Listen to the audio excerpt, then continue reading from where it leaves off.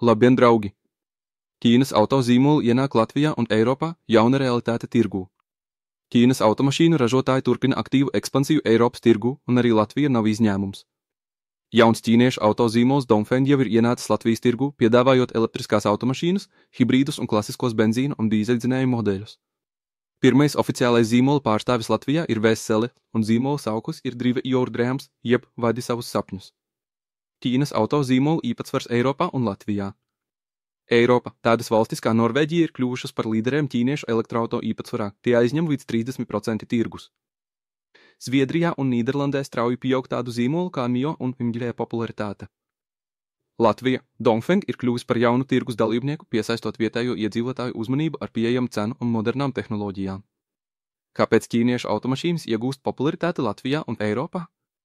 Viens plašs piedāvājums. Ķīnas ražotāji piedāvā gan elektroauto, gan hibrīdus, gan tradicionālos iekšdedes dzinēju modeļus, apmierinot dažādu klientu vajadzības.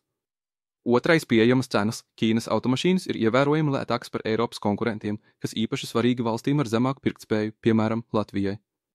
Trešais – modernas tehnoloģijas. Ķīnas ražotāji, piemēram, Beat un Dongfeng, aktīvi ievieš jaunākās tehnoloģijas, piemēram, autonomās vadības sistēmas un jaudīgas baterijas. Ceturtais – elastīga loģistika. Pateicoties partnerībām un ražošanas lokalizācijai, ķīniešu autoražotāji var ātrāk un lētāk piegādāt savus produktus Baltijas valstīs.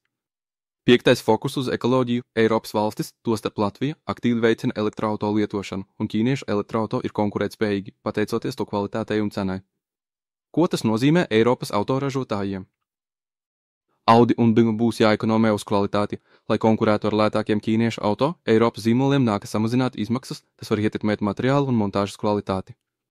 Pieaugoša konkurence. Latvijas tirgus, kur dominēja vācu un japāņu zīmoli, tagad saskaras ar ķīniešu ražotāju pieaugošo īpatsvaru. Noslēgums.